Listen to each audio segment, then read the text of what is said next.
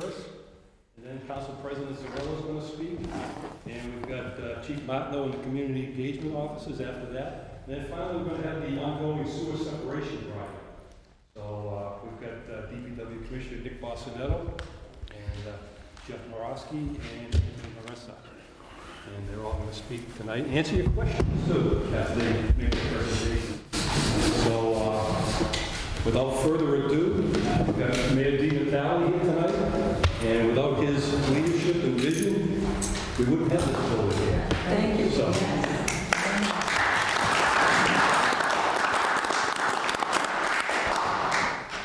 Mayor Di Natale is going to welcome you to the building. Thank you, Councilor. I want to thank the Council for arranging this tonight. It's great to see this number of people here. This is an opportunity for you to voice your concerns, but even equally as important, it's an opportunity to hear from the experts, and that's who I'm seated with, and certainly members of DPW. I know most of your questions will probably involve these two organizations. But again, thank you all for coming out here tonight, and I hope we can all share and learn from each other. So thank you, Bernie. Next we'll hear from Council President Anthony Zarella. He's got a few words of wisdom for us. I'll try at least. Thank you, Councilor. I'm Anthony Zarella. I'm the City Council President, and I'm also one of your councilors at large. I'm very happy to have you all here, to have the city government back open to the public. It's been great to sort of gradually reopen over the past few months, and now we're back. We're back in business. I think that this has been a long project. It's been a great project. It's turned out wonderfully. And also, you know, I appreciate Councilor Schultz organizing this. I'm a Ward 1 resident myself. I live over on St. Paul Street. And, you know, I think we've got a good councilor, and I'm happy to work with him. It's been good. If you guys ever have any questions or concerns after tonight, feel free to call me, call Councilor Schultz, call any of the other councilors who are here tonight. Maybe not Councilor Walsh because it's not her ward, but I will take your call. we're here for you, and we are more than happy to share information on anything that you want to know. Get it from the source. I don't feel it. Thank you for being here, and welcome. Welcome to your government. Well, I would be remiss if I didn't introduce some of the other councilors that are here. First of all, Beth Walsh, the Ward 6 councilor. Sam Squalia, councilor at large. Tom Hughes, councilor at large. And I think that's about all. Thank you for coming. And so if you have any questions, they'll be happy to answer them as well. So we'll get started with Chief Martineau has graciously agreed to come here tonight with his community engagement offices. So maybe Chief Martineau, you could introduce your offices and then take it away. Outstanding. Thank you, Councilor. Welcome, everybody. For those that may not know me, I think I recognize most people in the room, but my name's Ernie Martineau, and I'm the Chief of Police here in the city of Fitchburg. I've been the police chief for the last 6 years, but more importantly, I've been a police officer in the city for 33 years. I'm from the city. I was born and raised on Elm Street, and I currently live in the city. So I have an investment in this city just like each and every one of you. And you know, we really look forward to coming out to these community meetings. Something I started 6 years ago when I began as chief of the police. I thought it was important that the public sees me in settings like this, where you have a chance to voice your concerns. No question is too hard, no question is too tough. The tough questions we welcome because we want to solve and fix any quality of life issues that you may have. Now that the mayor's back, I'm going to go down this road. 6 years ago when I took over, our numbers were just starting to get back to where they were, but the police department took a significant hit about 8 to 10 years ago in staffing. And we went from being a proactive police department to a reactive police department. We were only responding to calls. If you had a 911 issue, we had enough police officers to basically cover 911 calls. Under Mayor Di Natale's administration, he's put an extreme emphasis in public safety, and for that I'm eternally grateful. And as a city, I think we're moving in the right direction, and we're finally getting to a point where we can once again become reactive instead of proactive and reach out to residents and listen to their concerns. And something I was able to do after my first year as chief of police, the year that Mayor Di Natale came in, was to establish a community engagement unit. I thought it was important that I have a unit that can reach out and deal with quality of life issues throughout the city. And in 2016, I established a community engagement unit. Now, this unit oversees not only community engagement officers, but our school resource officers and our traffic officers. When you look at most issues that come to my attention as chief of police, I can tell you there's not a lot of them. It's traffic, it's speeding cars, it's fireworks, it's loud music. What is it? It's all quality of life issues. I can stand up here and talk about our crime statistics, about our homicides, our sexual assaults, our robberies, but what I get calls on quality of life issues, because at night when you're trying to go to bed because you have to be up at 5 o'clock in the morning to go to work and the car squealing their tires, that's a concern. And those are the things that I hear most of. So I'm very fortunate to have a team behind me that can handle those types of issues. And I'd like to introduce this team that I have before us tonight. First of all, I'm very fortunate to have the lieutenant next to me. Lieutenant Jeff Howe has been with the police department for how many years, Lieutenant? Since 1994. So he's still a kid, but anyways. I couldn't have, the success of this unit is because of Lieutenant Howe. Lieutenant Howe oversees a team, like I said, of school resource officers, community engagement officers, and they do a variety of things throughout the year, throughout the city, to, as their unit is, to engage the community in a positive light. For the most part, if there's an issue and you have to call 911, we're going because there's an emergency. So it's important that we're reaching out and contacting you when there's not emergencies. And that's exactly what the lieutenant's unit does each and every day.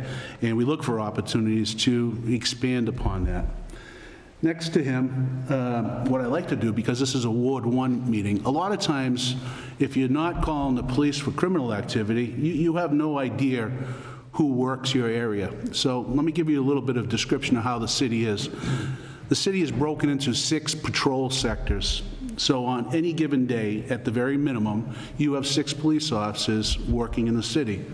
I field a lot of complaints from residents, why wasn't there a police officer in this street? Why wasn't there one in this street? Take that into context where you have 6 police officers patrolling almost 30 square miles of city, servicing 42 to 45,000 residents. I can assure you, we break down our police officers logistically so that we try to get them on every street, but sometimes you may not see them. So when we have ward meetings, you may have not called the police in a while. I think it's important for you to see who your patrol officer is. So I brought Mike Fosha here this evening. Mike, how long you been with the Fitchburg PD? 2004. 2004. So then another young kid. It's important for you to see who the police officer. Now, Mike works 3 to 11. That's the call. That's the shift that receives the most calls. Our police department does roughly 50,000 calls a year for service. So if anybody has a calculator, take that 50,000 divided by the police officers. We're going on a lot of calls. You may never see Mike Fosha because you don't have that type of emergency at your house. But I think it's important for you to put a face with the officer that is patrolling the area. So that's why I asked Mike to come tonight. Mike is not going to speak at length tonight, but I can assure you, you couldn't ask for a better police officer that's going to be responding to your calls. And next to him, I brought tonight Officer Lake, Fred Lake. Fred is part of the community engagement team. Right now, I have 2 officers specifically assigned for community engagement, Officer Lake and Officer Rulo. Officer Rulo had some other commitments tonight, but I wanted to bring Officer Lake with me this evening. He goes out there, and like I said, we look at opportunities, whether it's playing kickball in the summer or doing car seat adjustments. We look for opportunities throughout the city to engage in a positive manner. This is my community engagement team, and this is what it's about. It's not just about being reactive when you need us. It's about us being proactive and extending ourselves and listening to your concerns. I already know the concerns that you're going to bring me to bring to my attention tonight. I asked the lieutenant, and I'm going to put this also on my Facebook webpage. These numbers are extremely important. You know, these numbers, what to do, number one, if there's an emergency, you're calling 911. If it's a non-emergency, you're going to be calling dispatch. Now, a lot of times I hear from constituent citizens that they're not happy with the response of the police officer. And sometimes that happens. There may be a miscommunication. You may not be happy with how the officer handled the call. If you're not happy with the response of a police officer, the third number I put here was an officer in charge. 24 hours a day, 7 days a week, I have a supervisor manning that station. And if you're never satisfied with the response of one of my police officers, I urge you to call the officer in charge. So number one, we can tell you why we did what we did, but if there was an issue that I have to address with a police officer, that's the first step. That supervisor will be able to address it in a manner to correct whatever happened and to give you a satisfied response by the police department. Another complaint that I hear frequently is drug distribution throughout the city. I can tell you our police department takes no greater proactive approach towards drug interdiction than the Fitchburg Police Department. I have a full-time unit of drug detectives, not only assigned here in the city, but assigned to Federal Task Force and assigned to the State Police Task Force. So we constantly get calls on drug tips. They're selling in my neighborhood. We see this, we see that. I'm providing tonight a drug tip line. This drug tip line is listened to every day by my drug sergeant. When he comes in the morning, the first thing he does is he listens to whatever tips come through, and if there's a street or a house or an apartment in the city that is suspected to be selling drugs, that goes on his list, and we will start to pool our resources and see if there's something that we can tackle there. So that's an important number to have. Once again, right after that, there's an online tip where you can go to www.fitchburgpolice.com and leave a tip. Those tips can be anonymous. They don't always have to leave a name. I would say 50% of the time they come in without names. That tip line is monitored by all my officers in charge, the people that are sitting behind the desk as supervisors. So if you have something concerning in your neighborhood and you want to bring it to our attention, you can do one of two things. You can call the OIC, you can call 911, you can call the non-emergency line, but if you prefer, you can call the tip line and leave a tip, either with your name or anonymously. I put my name next. Since I've taken over as police chief 6 years ago, I've made it a point to have my door always open. I welcome constituents in my office any day of the week, Monday through Friday, 8 to 4 for the business hours, but as the mayor will attest and my team will attest, I don't work 8 to 4, I work. Simple as that. So if you ever have a concern, that's my office line. I most likely will not be answering it. That line goes to my clerk, and it comes right to my attention. But if you ever have an issue, you can call the chief of police, and if you want to make an appointment, I will sit down anytime with anybody that may have a concern. And the last two numbers on this list are probably the most important. One goes directly to Lieutenant Howe in the Community Engagement Unit. If a resident wants to do something special in their neighborhood, during the pandemic, I can't tell you how many drive-by birthday parties we did. Just little stuff to spread some cheer in the community during some very dark times. If there's something that you want to do in your neighborhood, or if you have a thought of how we can expand upon engagement opportunities, please reach out to the lieutenant, and we will do our best to accommodate and work together as a team. And probably the biggest calls that I get are traffic related, without a doubt. It may be a border between loud music, but I think traffic is probably our number one concern.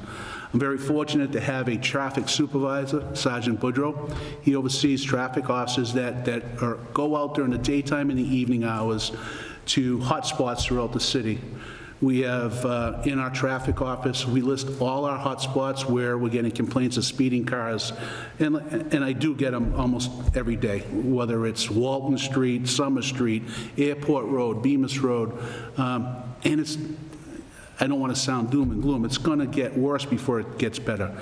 As a society, as a nation, we're coming through a pandemic, and people have all this pent-up anxiety of the past year being inside their house, and we're starting to see this. In the last month, our calls for service are starting to skyrocket because of people coming out of the pandemic and feeling a need to really express themselves, either in a speeding car or having their music blaring.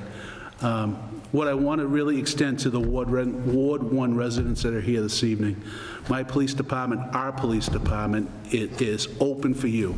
We're an open book. If you have questions, we will answer them as best of our ability. But I'm glad that I had the offer from Councilor Schultz tonight to come and sit in front of you, present to you my team, your team. It's your police department. And I'll open it up to questions at this point. If you have a question for me, the lieutenant, or one of my officers here tonight, no question is off the table. So with that, I'd open it up for questions and concerns. Sir. Can we get a stop sign at Laurel Street at the intersection with Walton and Chelsea? Do me a favor, if you could just leave me your name and contact information, I will have Sergeant Boudreau look into it. Yeah, there is one on the way. I go to work that way every day, so I know exactly where you're talking. It's a hot spot. Yep, Yeah, I know. a lot of accidents. I know exactly where you're talking. I hate to give an opinion on it because I'm not a traffic expert. I should have said this earlier. The DPW commissioner is here. We're extremely lucky to have Mr. Bostonetto on board, and my police department works extremely closely with the commissioner on traffic-related matters. But I'm gonna have the lieutenant take your name and number down. Sergeant Boudreau will be in touch with you. We will explore it. I can't promise anything when it comes to erecting signs and this or that, but I assure you we will look into it. It's not correcting signs. It's been like you said, it's been a hot spot for a lot of years. A lot of accidents happen there. And there's no excuse for even not having a stop sign there because they go flying up to Laurel Street. And some of them cut up Walton Street. So if you're creeping out from Charles Street, okay, you look at the trees and the shrubbery on the private property there of that parking lot, lots of views. Yeah. So you have to keep creeping out like that, and sometimes they're flying. Like, So it's not slowing them down. Yep. It's either the stop sign's gonna be put in, or somehow you gotta get permission from whoever owns that apartment parking lot yep. and cut down all the trees completely. Then you can have a good view of what's coming up Laurel Street. Yeah, I assure you, I'll have my team look into it. Like I said, I am not a subject matter expert when it comes to traffic, whether it's stop sign placement or any of that nature. That's the good part about having the team we have here in the city and having the commissioner here this evening. We will look into it. If we can't do it, there's going to be a good reason why we can't do it. It could be for liability reasons, it could be for a whole host of reasons, but we operate under guidelines set forth by what's the MUPC. thank you, sir. It's a code book as it relates to traffic. That's federal, isn't it? Is that federal? Yeah. The problem with having a stop sign on the way up is in the winter conditions, if you have to stop there, that's when you be standing. I've been told that four-way stops are not preferred. That's right, yeah. Is that correct, Commissioner? Just put a four-way stop, you need 300 cars an hour for 8 hours in one direction, 200 cars an hour for 8 hours in the other direction, and most times in a residential neighborhood. Doesn't meet that, yeah. But it doesn't, I work in Concord, They have them everywhere in Concord. They have four stop signs on, just crisscrossing up by the weird intersection there. And they put, everybody has to stop. Well, we're going to report them to the federal government. And they don't have Just because you see things in other towns, it doesn't mean it's right. well, they go by federal guidelines too. They should. They should. Sounds like they're ignoring them. We get requests a lot of times for speed bumps, because they're in other communities. Our sister community may have some speed bumps. We don't put speed bumps out there either. And people think because you see them in another community that you can do them. There's a reason why you wouldn't put a speed bump. There's a reason why we don't put mirrors on trees to see how the traffic's coming. It comes down to liability. Because when a crash happens and we do something that is not in compliance with those letters that the commissioner said, you set yourself up for extreme liability. And that's the reason we usually, everything we do, every decision we make is liability conscious. So that being said, though, I assure you, the team will look into this. Maybe there's a way we can create better line of sight.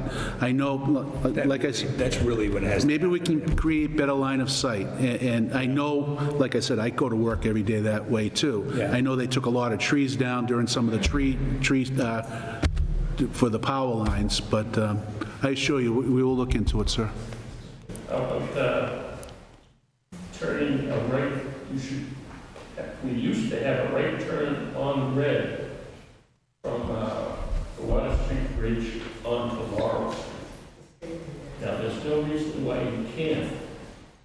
Half the time, if you're coming up Water Street to go onto Laurel, you only get, the light only lasts like 4 cars.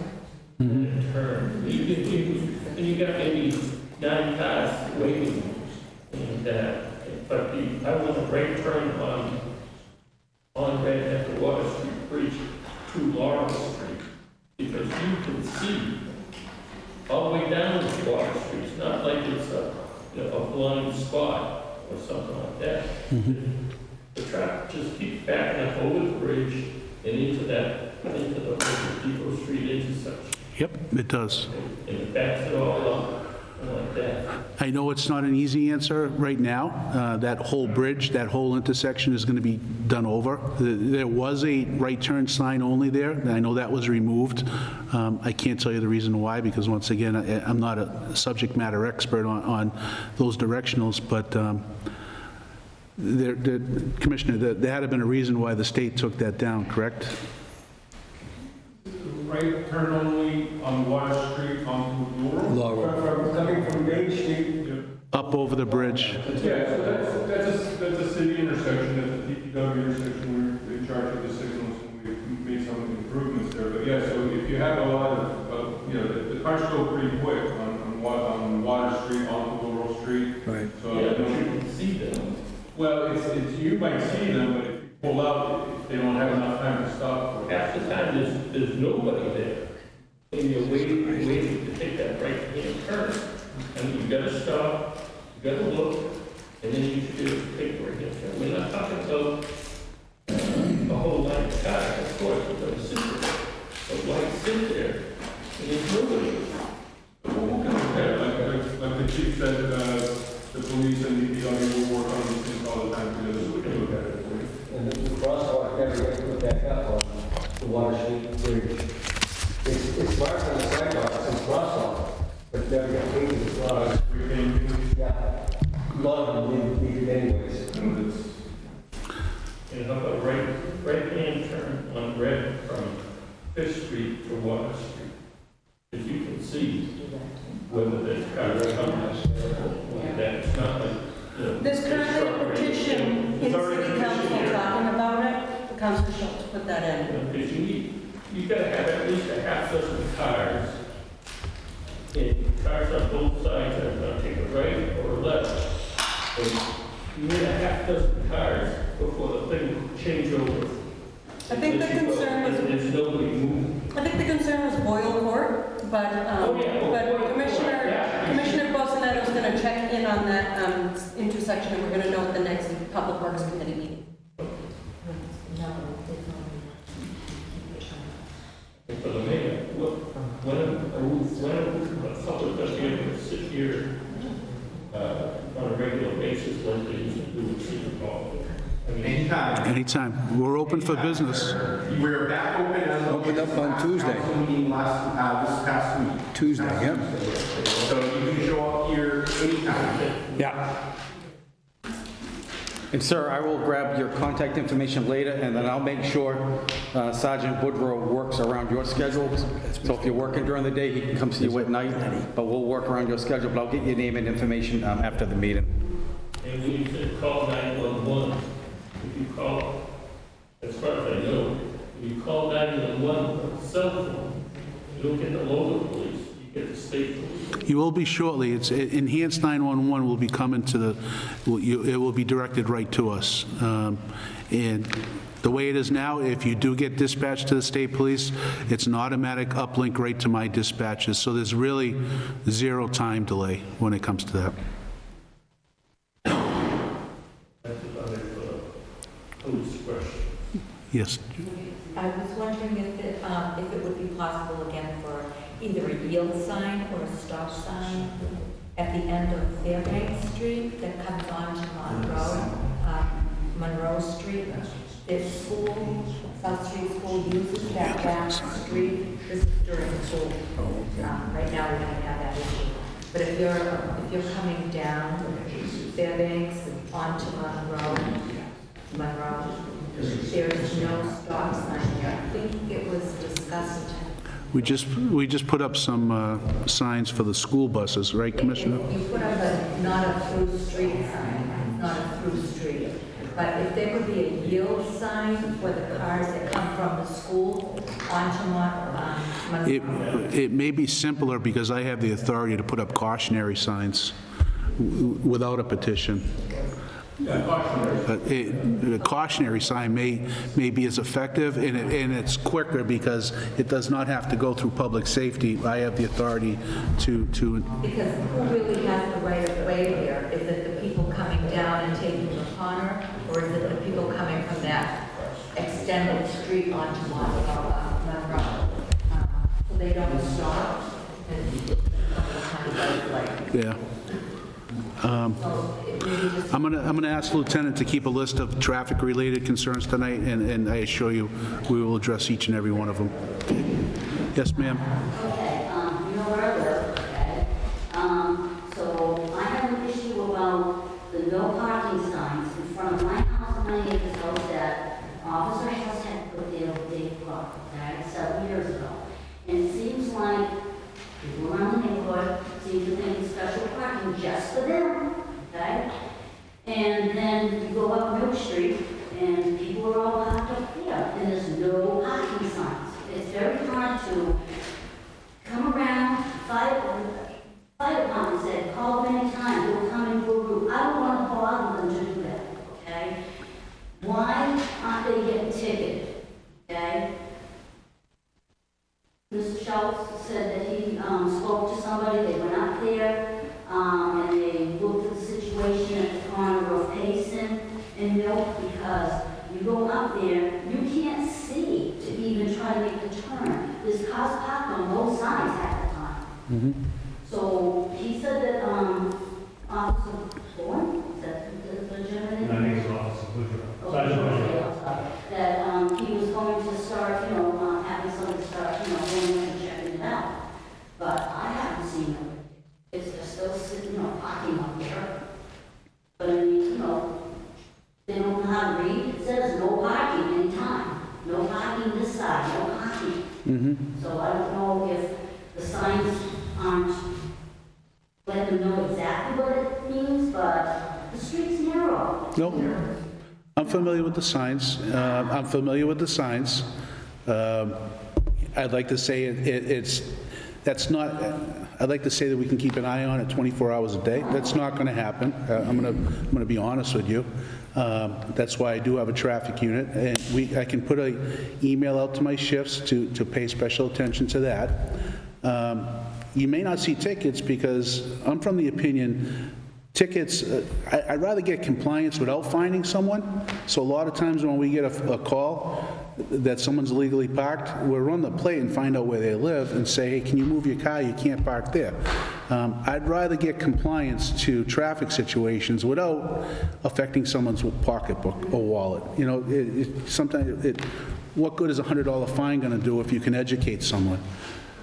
Sometimes you do have to write a fine. That's the facts of the matter. But sometimes when you see a police response and they're not getting a ticket, that's because my officers are using their ability to maybe talk to someone and educate someone without fining them.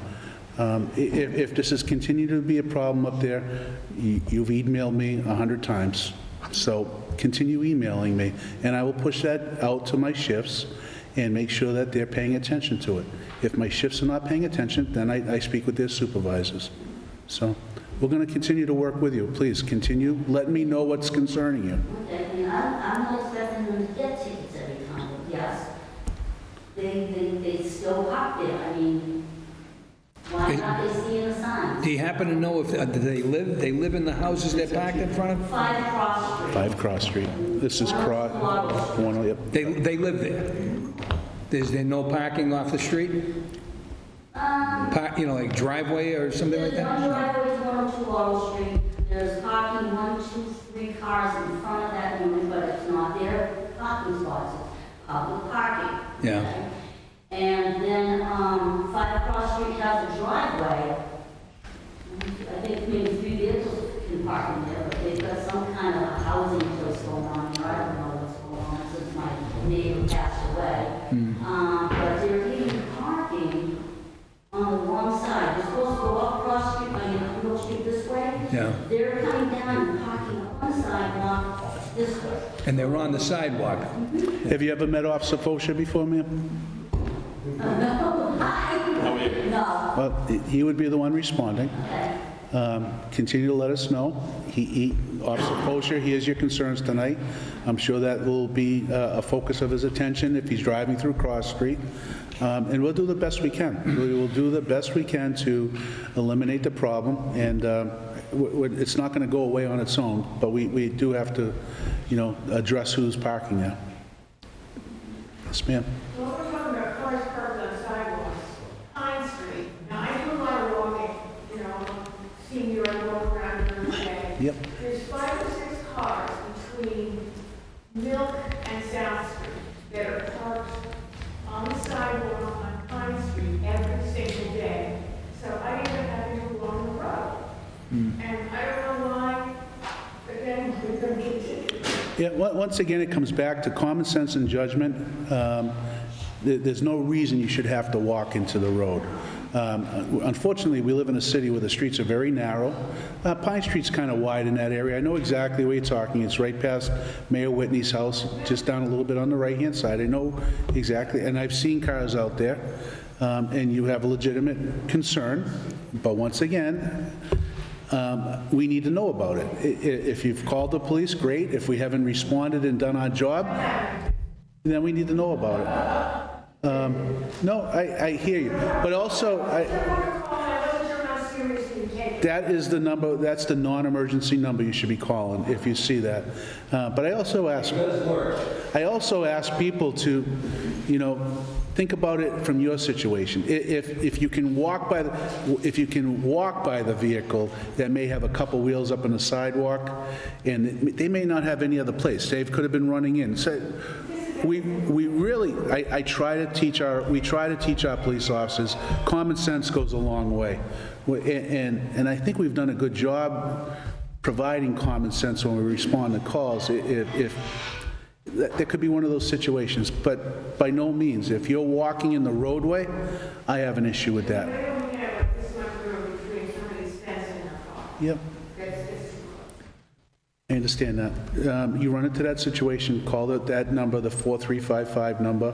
Tell them that you have a vehicle that's blocking the sidewalk on Pine Street.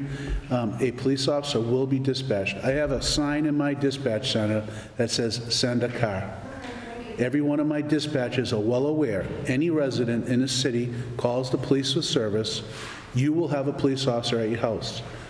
We try to do our best to tell the resident, hey, we have 4 emergencies going on. You may not see that police officer for 45 minutes, but I have a standing order and a sign that is very large that says, send a car. So please, if it's a concern of yours, call us and we will address it. You're welcome. Yes, sir. Now that the COVID is over, It is?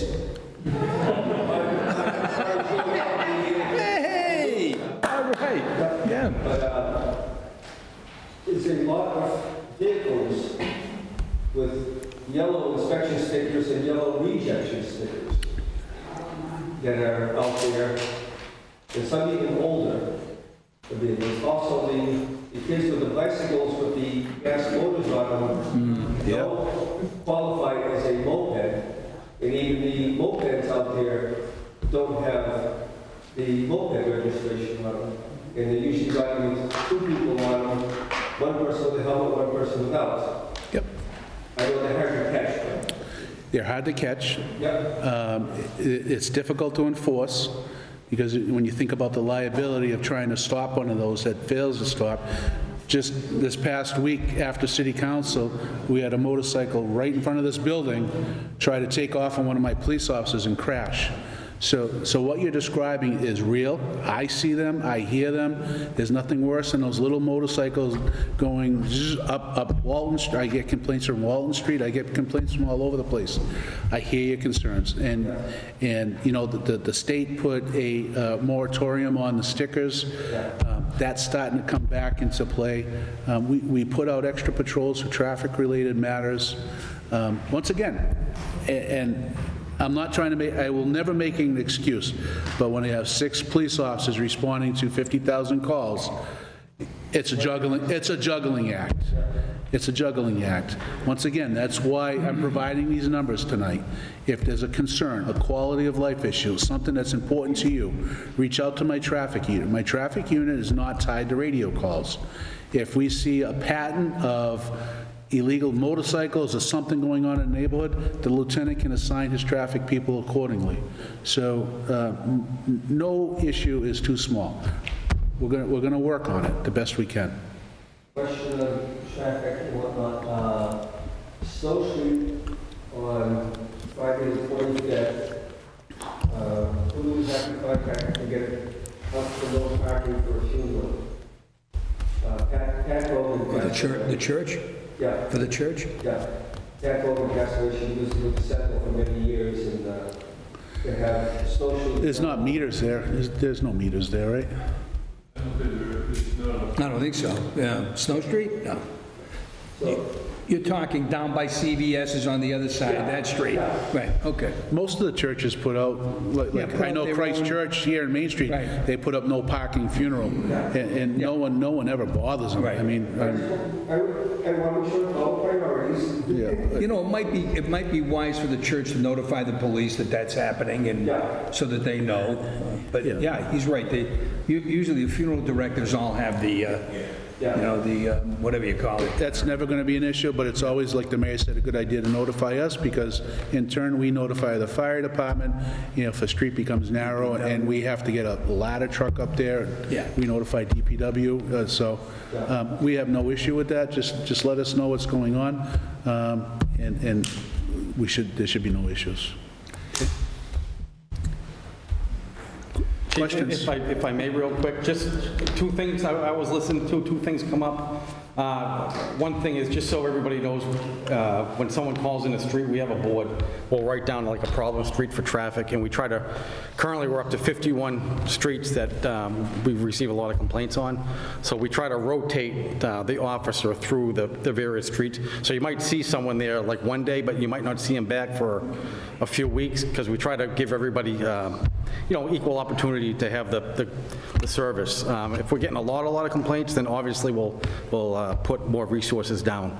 But also another tool we just received, we have some portable speed limit, digital speed limit readers, so when a car goes through, it'll say the speed, just to remind them that they could be speeding.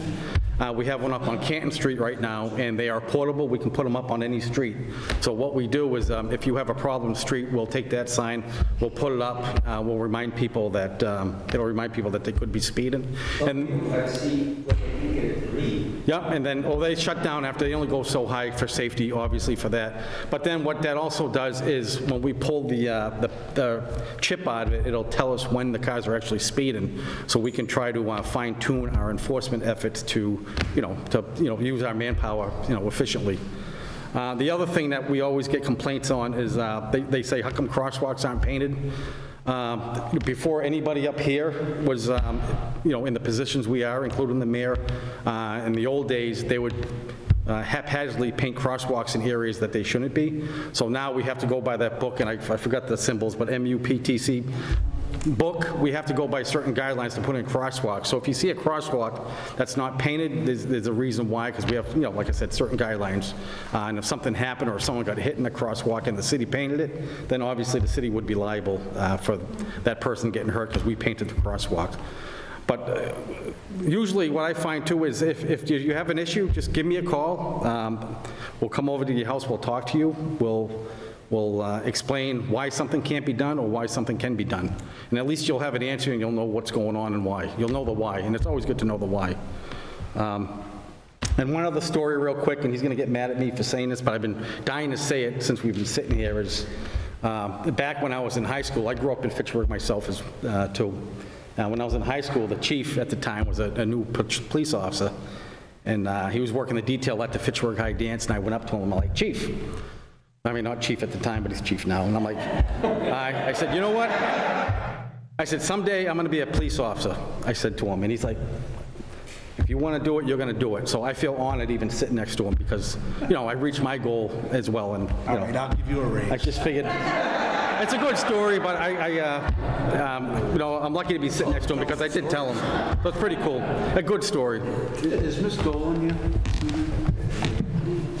If that's how things, I feel honored too. Thank you. She's not. Okay. Do you have an email address for her? I think I do. I'll You send it to you. Because I feel like I should respond to her questions.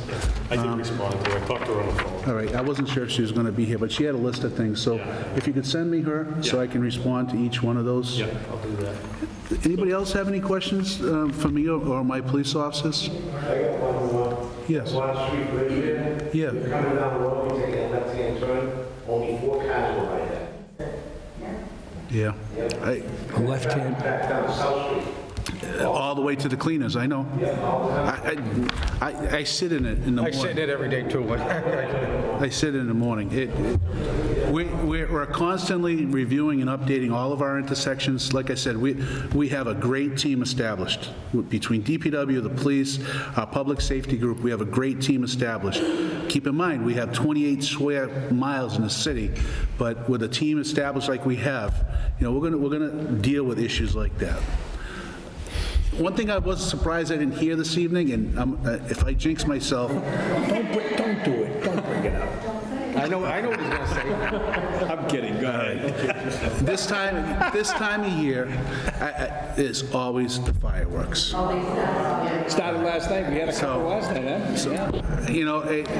I was planning on coming in here and getting berated by fireworks complaints. I can tell you right now, last year to this year, firework complaints are probably down over 100%. Last year was an anomaly. I wanted to run on numbers from last year. Bonus for unemployment. They were just breaking out, getting out. Now, that being said, I want to publicly state that I still have zero tolerance for fireworks. I mean, I enjoy them. I hope everybody comes out and sees the display, next week. But He's lying, maybe I should run for mayor. He hates fireworks, and he hates the fireworks coming up next week. He doesn't like them. We're looking forward to it.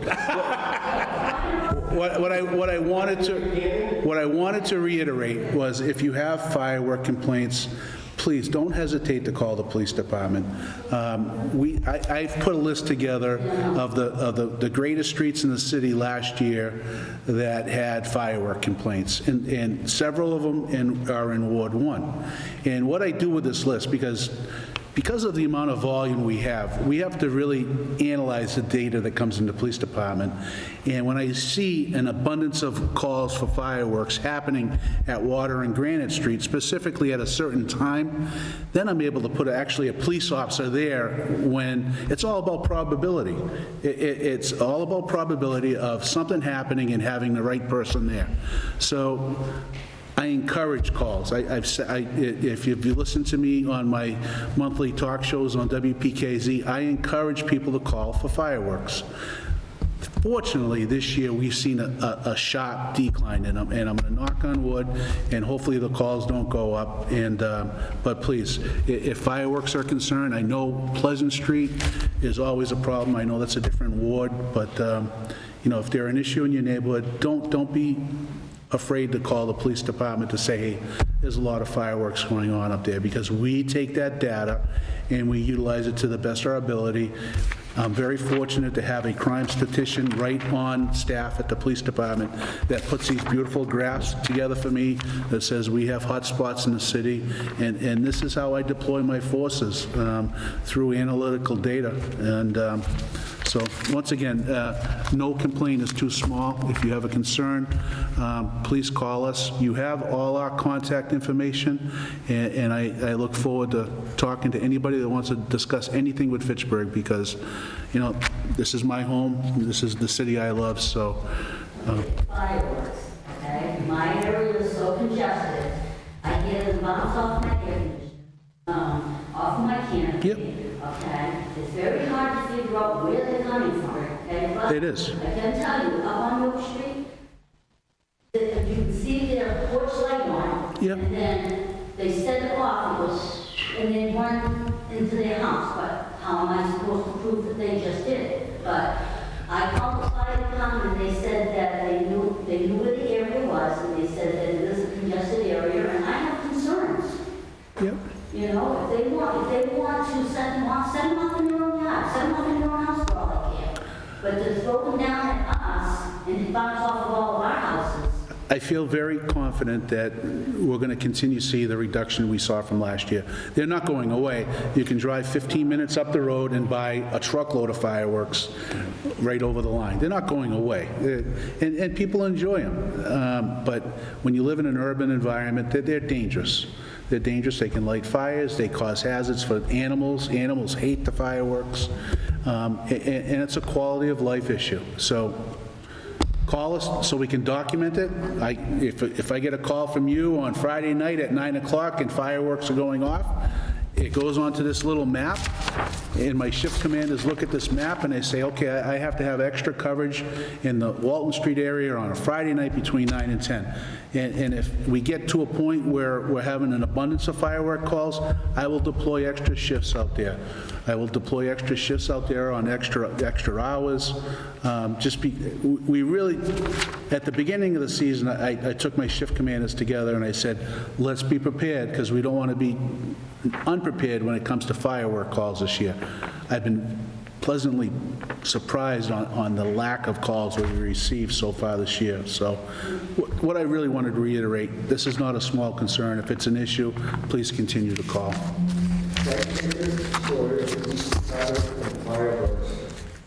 I witnessed it in the early 70s, Main Street and Oliver Street, at the stoplight. Young kids, they lit up the fireworks, they threw them out of the car while sitting at the stoplight. They never looked, the car next to them was a cruiser.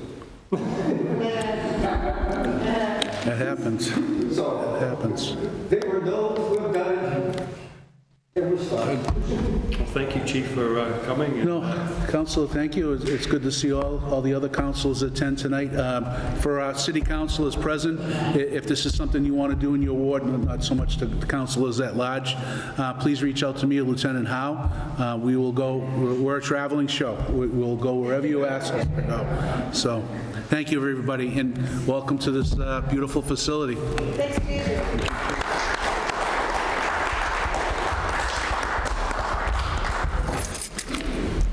Want me to stay with you?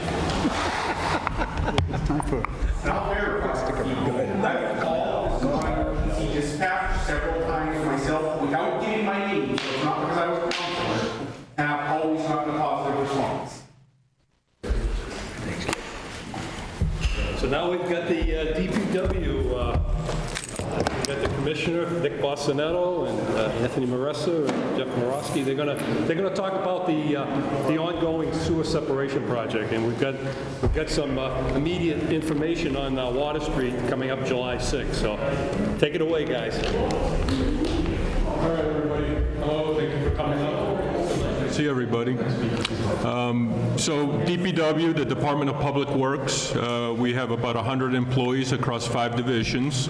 The first division is engineering. We take care of traffic lights, traffic signals, street lights, the big construction projects. Then we have the streets division, which does all the snow plowing, street sweeping, fixing catch basins, filling in potholes. We also have the cemeteries and parks.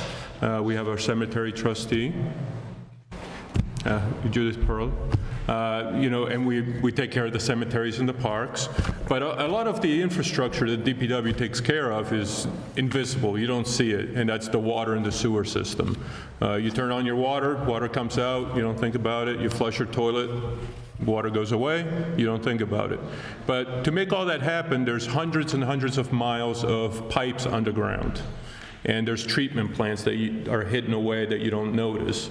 And to make all that happen, it takes a big team. The wastewater division, Jeff Morowski is the deputy commissioner, and Anthony Maressa is the systems manager for the collections. That's, the sewer collects the waste and it goes to the treatment plant.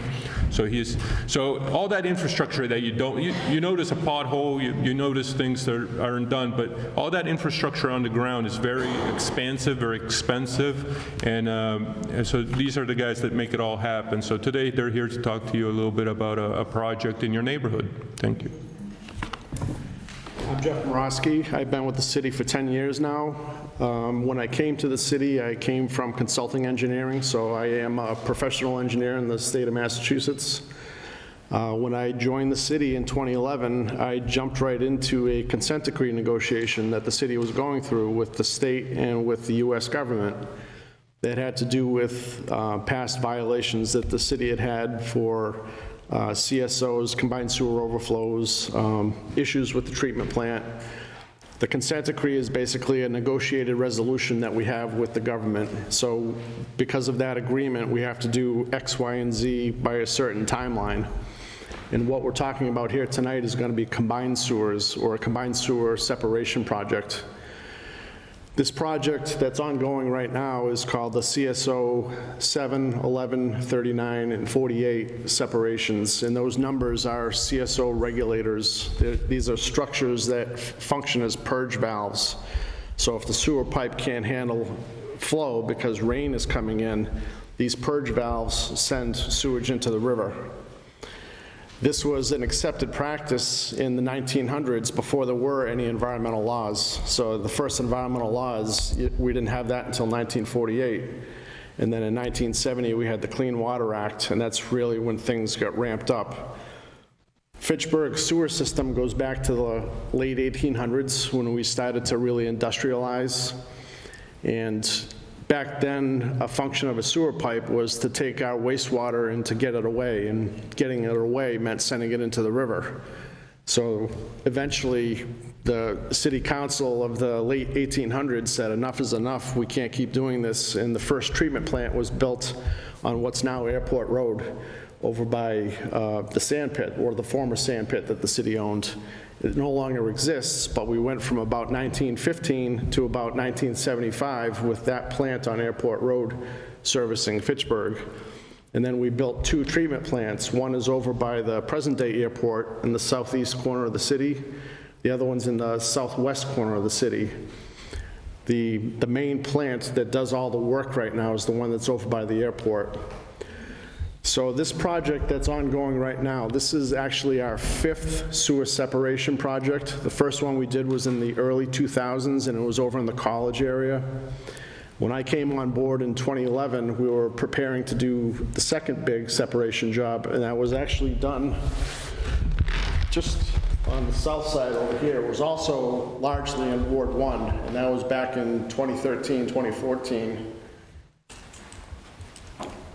And then since then, we've done a number of other projects, and right now we're planning to do our next big project, which will be the biggest project, and that's going to be in the Main Street area. This consent decree gives us a deadline that we have to do all this stuff by, and the separation work we have to do, we have to complete it by December 31st, 2030. Oh, plenty of time, right? 9 years or 8.5 years? We've got to do 4 large separation projects between now and December 31st, 2030. So we're going to be very busy, and we're going to have projects that are kind of overlapping one another. This project that's ongoing right now, it's going to wrap up about in September of 2022, so about 13, 14 months from now.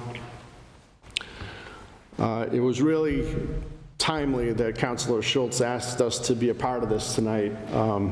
Not only is it Councilor Schultz's ward that we're working in with this project, but we're also coming into a very impactful segment of the project. And I'll have to apologize. We tried our best to make a really big map, but the really big map is not quite big enough for this room. So when we're done, please come up and take a look if you'd like. We have this color-coded, and we want to show you what the next few months are going to be. Right now, I'm sure you know the contractor is working on First Street off of Water Street. He's going to be progressing into Water Street next, so that's going to be very impactful. It's deep construction, it's large diameter pipes. Together with DPW, Commissioner Bosanetto, fire, police, we talked about this, and the conclusion that we came to is that for the public safety and also for the expediency of the work, we don't want to progress slowly in Water Street. That's the last thing someone wants us to do. You want us to get in there and get out of there. So we made the decision that the appropriate thing to do would be to shut down that segment of Water Street. So we're going to have a road closure in Water Street starting on July 6th, Tuesday. And it's estimated that it will probably be closed through the end of August. Now, it's really 2 blocks. It's water from First to Nashua and from Nashua to Walnut. It's that segment that we're going to be working in Water Street. Once we complete that, then we're getting into side streets, and then we'll get away from this very impactful working area. We do have a special number that I wanted to make sure that I mentioned, and it's in your handouts too. The project, down on the bottom of the first page, bottom paragraph, we have a special telephone number that if anyone has any concerns or questions, it's the 978-548-4808 number. That's specific for this project, and if you don't get an immediate answer, please leave a message, and I promise they will get back to you. So leave your name, leave your callback number. With that, I'll turn it over to Tony. This is Tony Maressa. Tony is with the city. He's the sewer system manager. Tony and I have a long working relationship that goes back to before we worked for the city. So we work well together. And Tony does a really good job with managing the sewer system and also construction projects. And Tony is also a professional engineer. So as Jeff said, I'm a professional engineer, registered in the state of Massachusetts. I've been with the city, it'll be almost 7 years in August. Started off as a civil engineer, and then my focus throughout my career has really been on sewer and water. But since I've been with the city, it's been mostly on sewer, and I live and breathe it, and I love coming to work every day. Yeah. So, adding to what Jeff said, on the there's a map on the back of the handout, and that we work very closely with Sergeant Boudreau of the police department, who's head of the traffic bureau, on devising a detour while this closure is happening. Don't you have the big map? Yep. Oh.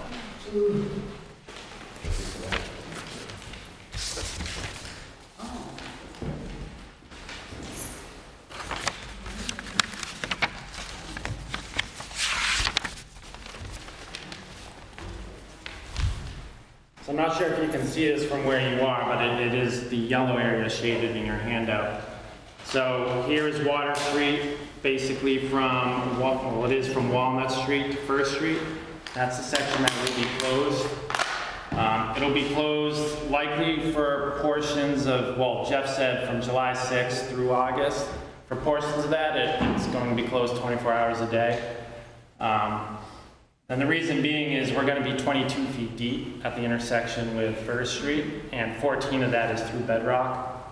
So in order to dig that far down, if you filled it back in at the end of every day, the project would extend and extend and extend. So we thought it was the best decision, close the road down, get in, get the sewer and drain done, and then we can open the road back up.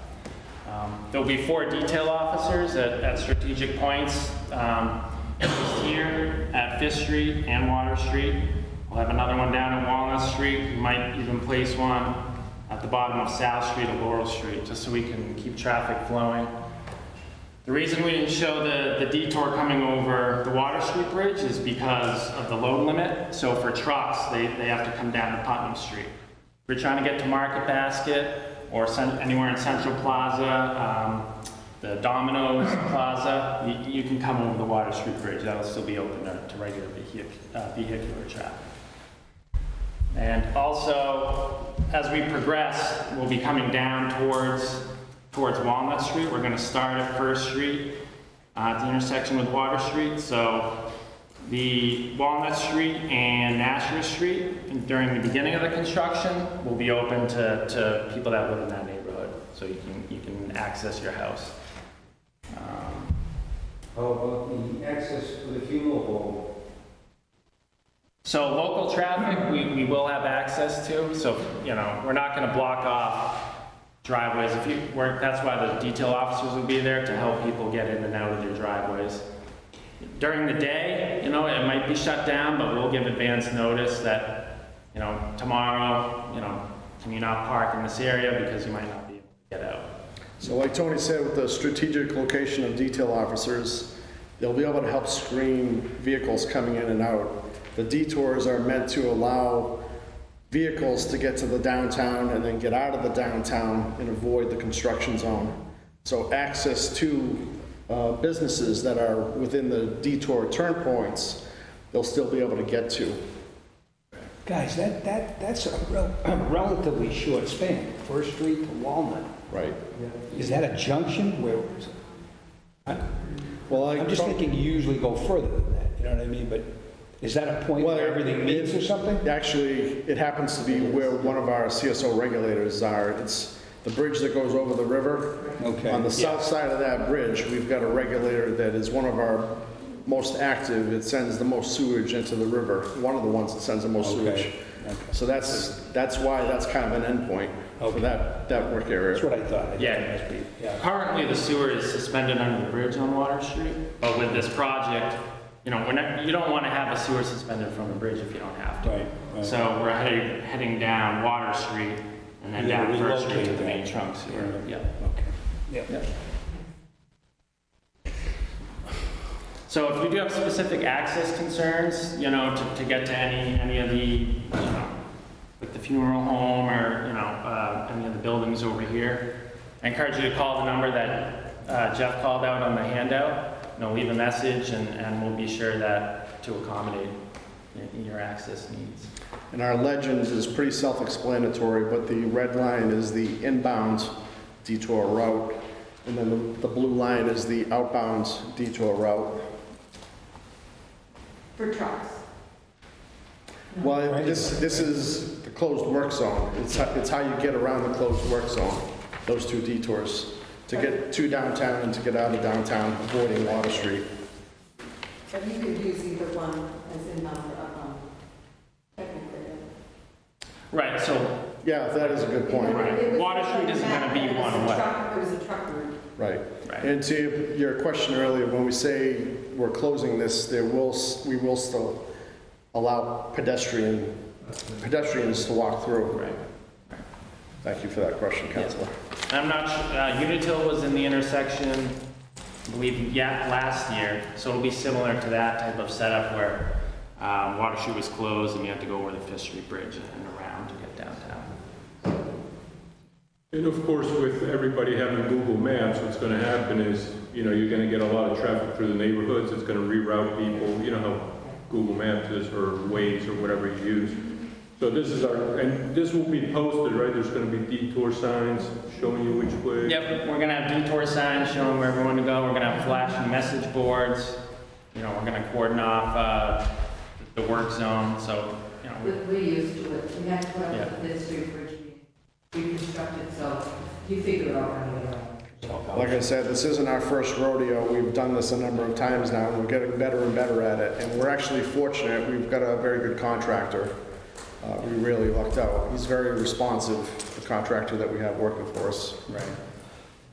And who knows if the ledge that is in this area, the rock comes out easier than we anticipate. You know, that could shorten things by a couple weeks even. Jeff, could you explain to everyone why you have to close the street entirely, and why you can't have one lane? Well, we talked about that at the beginning. It has to do with the depth of excavation. At the worst location, we're going down, you know, think of how high a basketball rim is. Well, twice that height. That's how deep we're excavating down. Right. So if it's such a large excavation that we couldn't put steel plates across it, and we wouldn't want to do a day's work, backfill it, and then have to excavate out what we just backfilled the day before. So we have to maintain a safe construction site, and we want to actually progress this work as fast as we can to get out of this area. So that's what went into the decision. Jeff, are there barriers going to be put up where you can't mistakenly drive through? We had talked about that at our field meeting just a few days ago, and our game plan was to install concrete jersey barriers. Okay. And hopefully barriers that have reflective tape on it, so that people can see it from a ways away. Right. You don't want somebody by mistake going into 20-foot hole. Exactly. Right? Yeah. So, I mean, if you're working in the hole, you're gonna be deeper than the ceiling in this room. Right, yeah. Is where this thing that you're talking about has to be removed and replaced? It's down that far, 22 feet? We do in Fitchburg, most of our sewers are gravity sewers, so that means the pipe has to be pitched downhill. So if the road is going up like that, you're going down and down and down, and your depth of excavation is getting deeper. Yeah, so the deepest point is right at First Street. And as you come down towards the river, we're only going to be 5 feet or so at the intersection of Walnut Street. But in the design phase, that was part of our considerations in removing the sewer that goes over the bridge. By doing what we're doing, we're able to get rid of that sewer that goes over the bridge. And construction's going to stop where Walnut Street is, not going to... Well, the Water Street is. We're still going to do a whole lot more construction after that. Yeah. But in Water Street, that's as well. We actually want to talk about the little bit of work to do on the other side of the bridge. Right, so to answer your question, we're not digging a whole new sewer on the other side of the bridge. What we are doing is doing a little localized construction from the Market Basket entrance. That would probably be a week's worth of work, and it's so wide they will be able to keep traffic going. I guess my question was, it's not going to interfere with the bridge itself?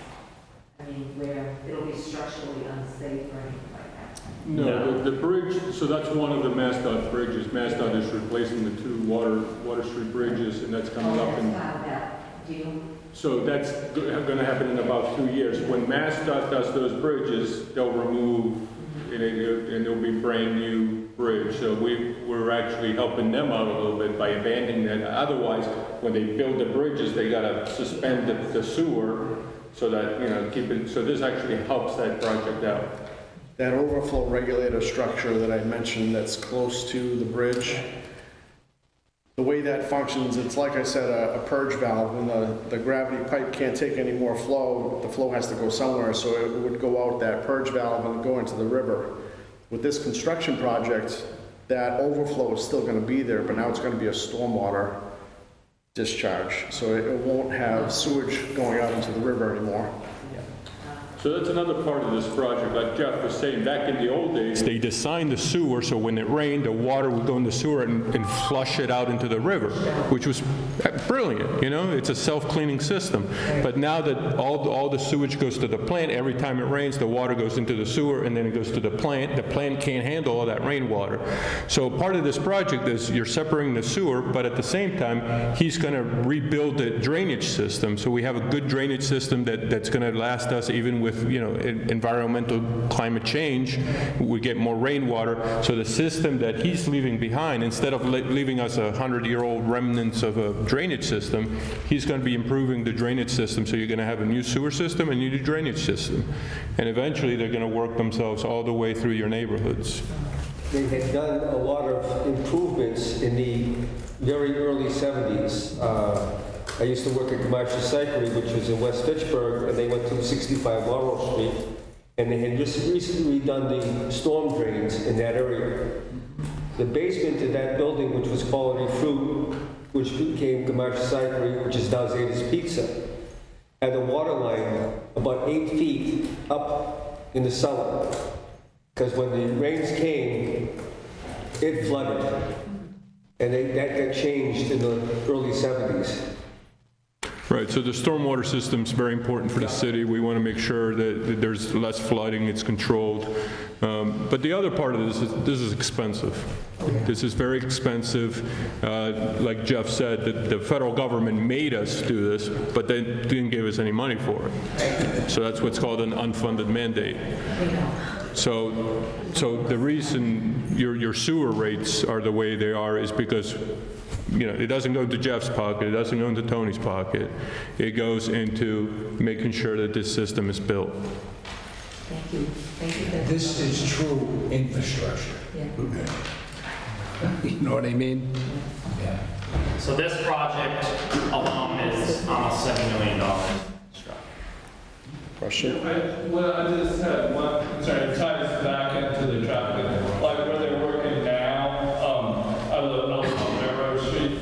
So a lot of people are using the one-way streets the wrong way to get to work. But there's no signage of it. Maybe some speed limit, 10 miles an hour or something, because there's a lot of kids that play on the street. People go on the basketball court.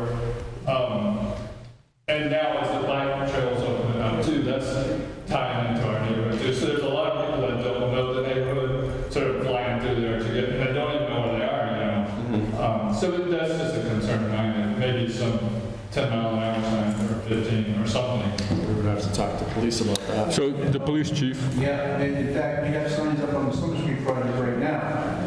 And I've seen a couple of tickets come through, very expensive tickets. Fines are double in construction zones. And if we have someone driving through there recklessly, and we have a police officer working in detail, I have seen a couple of very high fines come out. So we do have the authority to double fine in construction zone, and it is posted on Summer Street right now. Sorry, I'll do that. Railroad Street. There's nothing down there right now. I know I'm speaking specifically of Summer Street, but we do have the authority to double fine in construction zones. I used to be a homeowner in Millbury. I've never been a homeowner in Fitchburg, so don't hold that against me. But when I was a homeowner in Millbury, we did a very large sewer improvement project, and it is very impactful. So I've lived through that negative impact. So we know it's tough. We do everything we can to facilitate residents when they have concerns, if they have to get in or out, doctor's appointments, communicate those things to us and use that contact number, and we will address your concerns. Mayor, just a lot of consideration when this project work collectively with DPW in and around public safety. We have 350 Water Street down there that houses a large population of elderly residents. So we've taken significant precautions to make sure, i.e. police, fire, and ambulance can get to them in the seconds notice.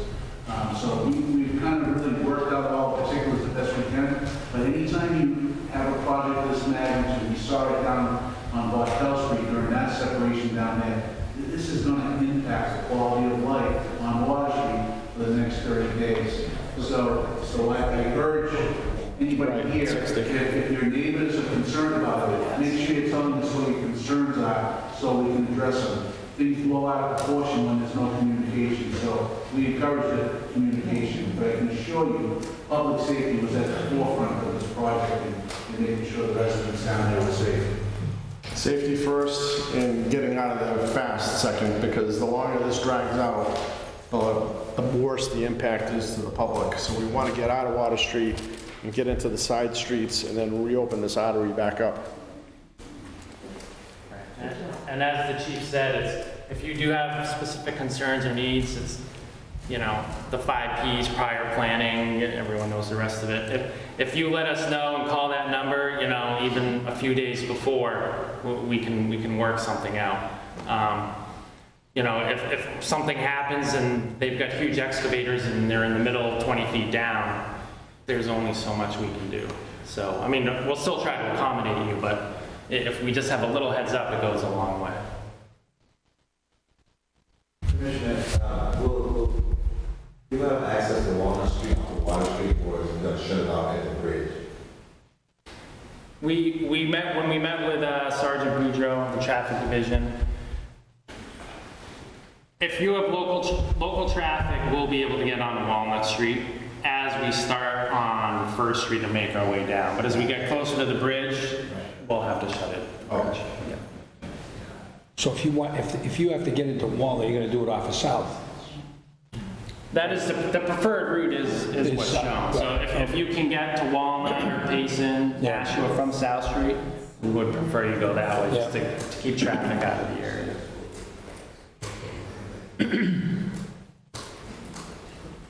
Any other questions?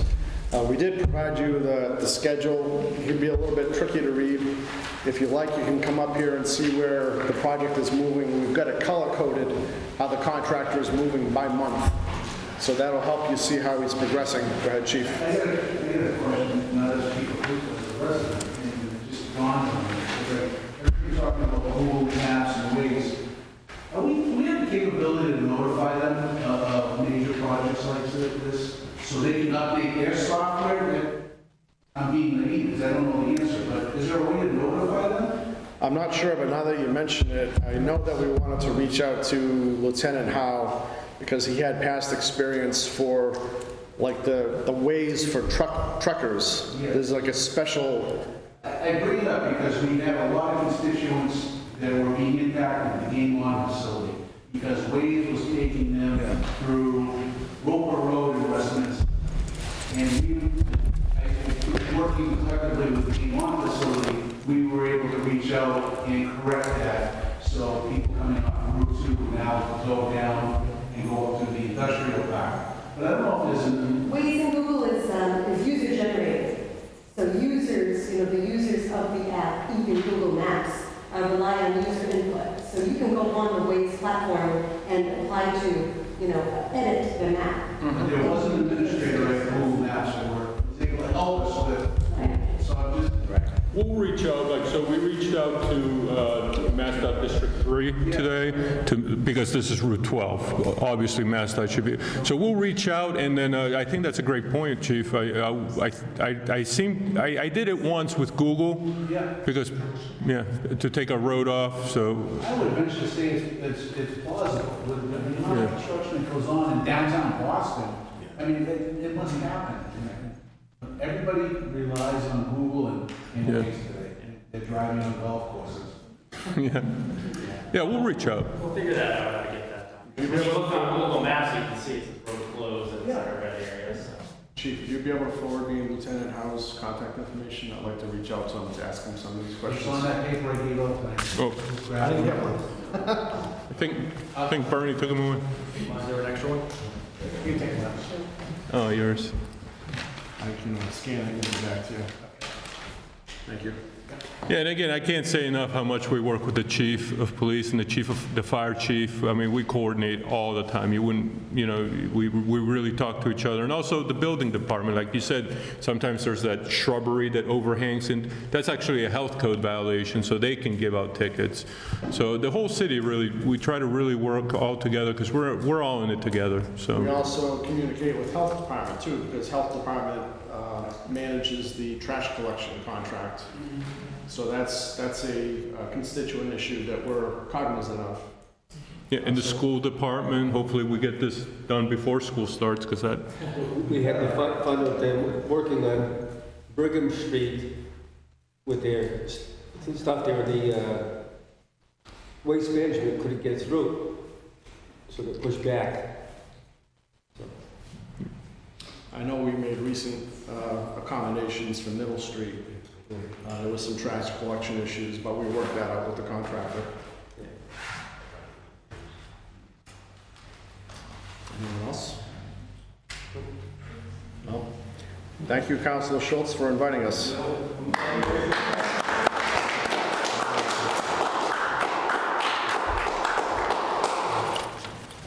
Well, I just want to thank everybody for coming out and for Chief Martineau to come, for being here, and Mayor Di Natale, and Commissioner Bossinetto, and Jeff, and Tony. So we'll... Thank you, everybody. we'll just thank you for coming, and this is a beautiful building.